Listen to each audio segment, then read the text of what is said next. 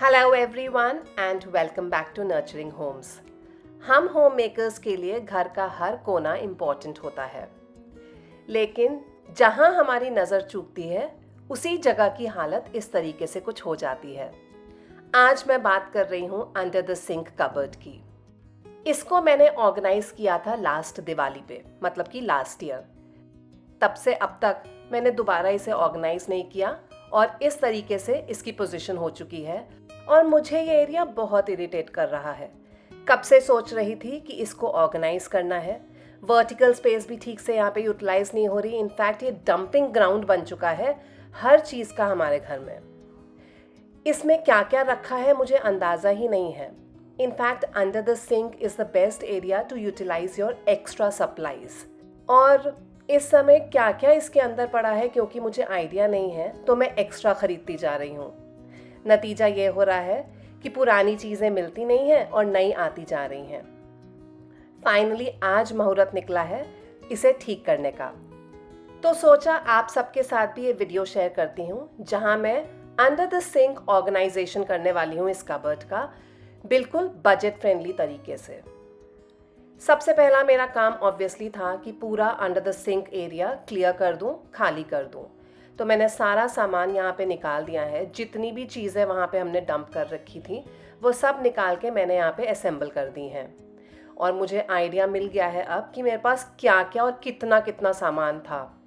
In fact मुझे देख के काफ़ी दुख हुआ कि मैं कितना ज़्यादा एक्स्ट्रा सामान खरीद चुकी हूँ, क्योंकि मुझे सामान सही से ठीक से दिख ही नहीं रहा था इस कबर्ड में क्या क्या पड़ा हुआ है। आई एम श्योर कभी ना कभी आप सबके साथ भी ऐसा होता ही है। तो चलिए मेरे साथ इस कबर्ड का ऑर्गेनाइजेशन शुरू कीजिए।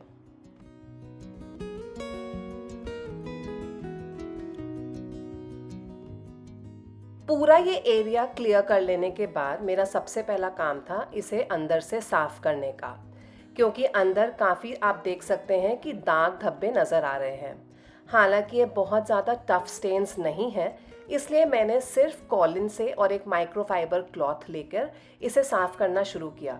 तो ये सारे दाग आराम से निकल गए, मुझे कुछ भी एक्स्ट्रा घसना नहीं पड़ा। ये सिर्फ इस वजह से दाग पड़े हैं क्योंकि मैंने नीचे कोई लाइनिंग यहाँ पे नहीं लगाई हुई थी पहले, और इस वजह से जो सामान रखा हुआ था उसकी वजह से गंदा हो गया एरिया। अगर आपने मेरा लास्ट वीडियो देखा हो तो मैंने स्पेसिफिकली वहाँ पे मेंशन किया था कि किचन की किसी भी कैबिनेट में या कबर्ड के अंदर आपको न्यूज़पेपर से लाइन नहीं करना चाहिए, क्योंकि न्यूज़पेपर कॉकरोचेस अट्रैक्ट करता है और किचन वाला एरिया तो बहुत प्रोन होता है टू अट्रैक्ट कॉकरोचेस। इसलिए यहाँ पे आप न्यूज़पेपर तो नहीं बिछा सकते, और क्योंकि ये अंडर द सिंक एरिया है तो ये काइंड ऑफ वेट एरिया है, एकदम ड्राई नहीं है।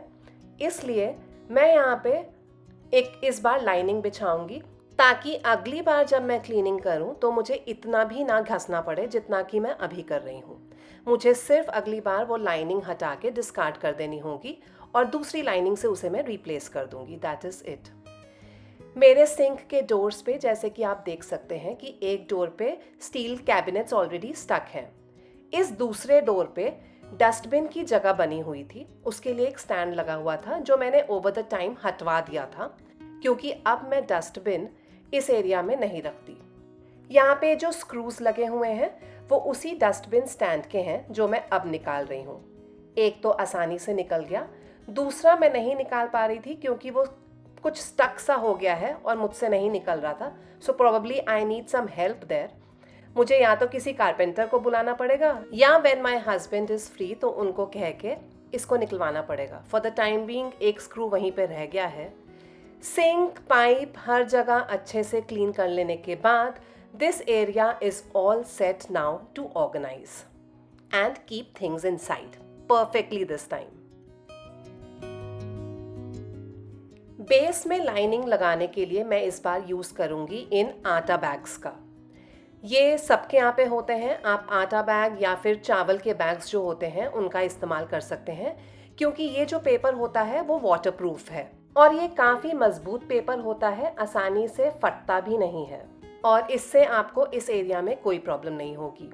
फिर भी अगर आप ये नहीं यूज़ करना चाहते हैं तो you always have the option of buying from the market. Shelf liners आसानी से मिल जाते हैं। इस आटा बैग को मैंने सिंक में रख के एक मार्किंग ले ली है, जहाँ पे मुझे एक होल सा करना है इस बैग के ऊपर, ताकि पाइप अंदर से आसानी से चला जाए और ये लाइनिंग नीचे बेस पे आराम से बैठ जाए। तो बैग में ये स्क्वायर होल सा बन गया है जहां से पाइप निकलेगा। एक और कट दे रही हूं ताकि इस लाइनिंग को नीचे बिछाने में मुझे दिक्कत ना हो। एक बार जब मैं लाइनिंग नीचे बिछा दूंगी तो ये जो कट मैंने दिया है इसको सेलो टेप से मैं सिक्योर कर दूंगी ताकि ये अपनी जगह से इधर उधर ना हिले।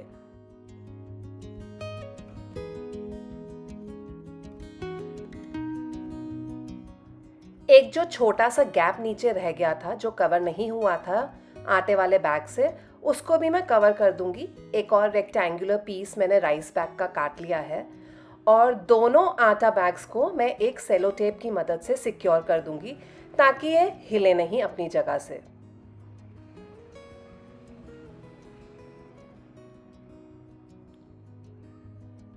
ये लाइनिंग हमारी अच्छे से सिक्योर करने के लिए मैं जगह जगह पे टेप लगा दूंगी ताकि ये नीचे बेस से भी ना हिले।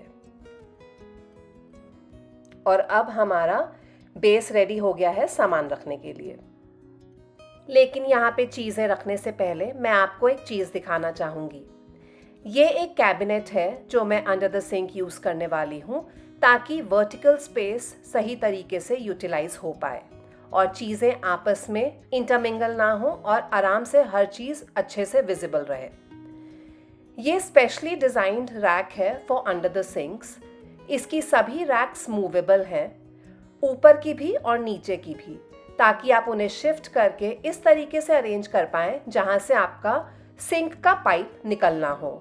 सिर्फ इतना ही नहीं, इसकी सारी शेल्फ्स डिटैचेबल हैं ताकि आप उन्हें निकाल के इसकी लेंथ अपने हिसाब से या अपने सिंक के स्पेस के हिसाब से एडजस्ट कर पाएं।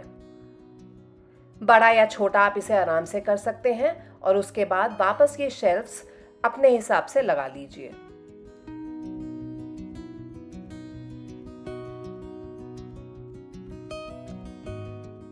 और तो और इन रैक्स की वर्टिकल हाइट्स की स्पेस आप अपने हिसाब से कम या ज़्यादा भी कर सकते हैं। आपकी रिक्वायरमेंट के हिसाब से आप हाइट एडजस्ट कर सकते हैं विद दीज होल्स जो कि दोनों साइड्स पे दिए गए हैं। किसी भी होल में ये रैक्स फिट हो जाएंगे और आप अपने हिसाब से हाइट एडजस्ट कर पाएंगे। तो काफ़ी वर्सेटाइल ये रैक है। हाइट, लेंथ दोनों एडजस्टमेंट्स इसमें आराम से हो सकते हैं। मैं इसी रैक को आज यूज़ करने वाली हूँ अपने सिंक के नीचे चीज़ों को ऑर्गेनाइज करने के लिए। लेकिन उससे पहले मैं यहाँ पे 2 बड़े कैंस रख रही हूँ डिसइंफेक्टेंट के, और रिमेनिंग स्पेस के हिसाब से मैं अपनी रैक की लेंथ एडजस्ट कर लूँगी। ज़रूरी नहीं है कि आप यही रैक इस्तेमाल करें अपने अंडर द सिंक ऑर्गेनाइजेशन के लिए। आप कोई भी शेल्फ डिवाइडर वाली रैक यूज़ कर सकते हैं जिससे आपकी जो वर्टिकल स्पेस है वो सही से यूटिलाइज हो पाए। लेंथ एडजस्ट कर लेने के बाद मैं ये ऊपर की रैक्स इनके ऊपर रख दूंगी अब, और ये रैक भी हमारा सेट हो गया है चीज़ें रखने के लिए। अब वर्टिकल स्पेस बहुत अच्छे तरीके से यूटिलाइज हो पाएगी, एकदम ऑप्टिमली।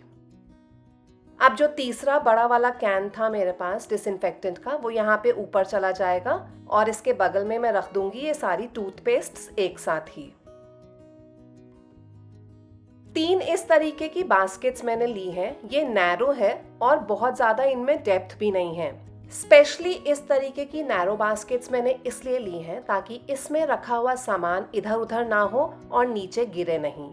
एक बास्केट में मैंने रख दिए हैं नहाने धोने वाले साबुन, एक में रख दिए हैं कपड़े धोने वाले साबुन और बर्तन धोने वाले साबुन, और तीसरी बास्केट में मैंने रखा है कुछ स्पॉन्ज पैड्स और स्क्रबर्स, स्टील स्क्रबर्स जो हम क्लीनिंग में इस्तेमाल करते हैं।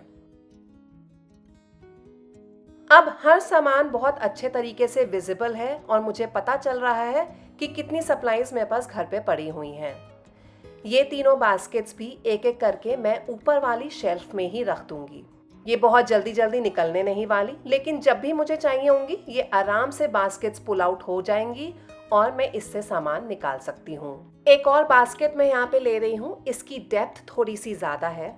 इसमें मैं रखूँगी सारे मॉप्स, डस्टर्स, माइक्रोफाइबर क्लॉथ, मेरे क्लीनिंग ग्लव्स और मॉप रिफिल्स। यही रीज़न है कि मैंने इस बास्केट की डेप्थ थोड़ी सी ज़्यादा ली है ताकि सामान नीचे गिरे नहीं। ऑल्सो अगर आपके पास एक ऐसी बास्केट हो जिसकी लिड हो तो ये सारे क्लॉथ या डस्टर्स को रखने के लिए आप एक कवर्ड बास्केट का ही इस्तेमाल कीजिए ताकि ये डस्टर्स और मॉप्स भी गंदे ना हो। मेरे पास करेंटली घर पे लिड वाली बास्केट अवेलेबल नहीं थी, इसलिए मैं फॉर द टाइमिंग यही बास्केट यूज करके चीजें ऑर्गेनाइज कर रही हूँ। नेक्स्ट जब मार्केट जाऊंगी तो लिड वाली बास्केट लेके आऊंगी और इस बास्केट को उसके साथ रिप्लेस कर दूंगी।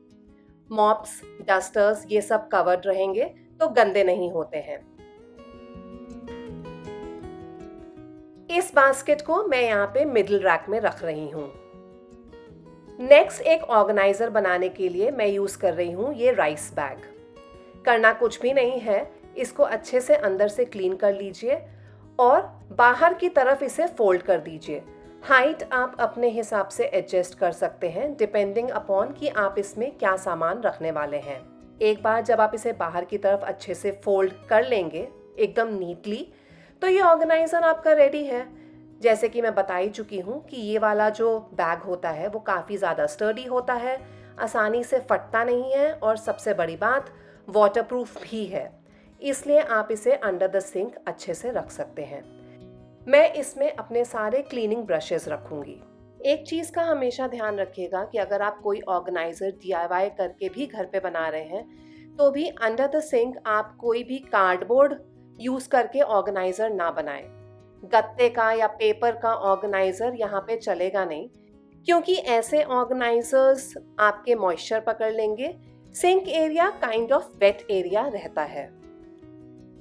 2 डिस्पोजेबल बॉक्सेस यहाँ पे यूज कर रही हूँ कुछ और सप्लाईज को रखने के लिए, जैसे कि ओडोनिल, ड्रेनेक्स, फ्लशमैटिक टैबलेट्स। तो ज़रूरी नहीं है कि आप बाजार से ही बास्केट्स वगैरह या ऑर्गेनाइजर्स खरीदें। घर पे पड़े सामान के साथ भी आप इजीली बिना पैसा खर्च किए भी चीज़ों को ऑर्गेनाइज कर सकते हैं।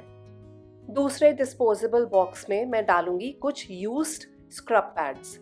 यूज्ड स्क्रब पैड्स को मैं हमेशा अलग रखती हूँ दैन द न्यू वंस। ये बॉक्सेस भी अब मैं यहाँ पे अरेंज कर लूँगी। न्यू सप्लाईज का बॉक्स ऊपर की तरफ है और यूज्ड सप्लाईज और ब्रशेस मैंने एक साथ रखे हैं जो कि निकालने में मेरे लिए आसान रहेंगे। कुछ और सप्लाईज हैं जैसे extra detergent powders, good night का रीफिल और टिश्यू पेपर का रोल, ये सब भी अरेंज हो गए हैं। डोर पे जो रैक्स लगी हैं उसमें मैं क्लीनिंग सप्लाईज की बॉटल्स अरेंज करूंगी, जैसे कि Dettol, Colin, hand wash liquid, extra shampoo की बॉटल। ऊपर वाली स्पेस बॉटल्स के लिए परफेक्ट है और नीचे की तरफ मैं रख रही हूँ कुछ पाउडर्स, जैसे कि होममेड पीतांबरी पाउडर, बोरिक एसिड और कुछ extra naphthalene balls. Cloth clips का पैकेट भी था, एक अनओपन्ड वंस जो बीच वाली रैक में चला जाएगा।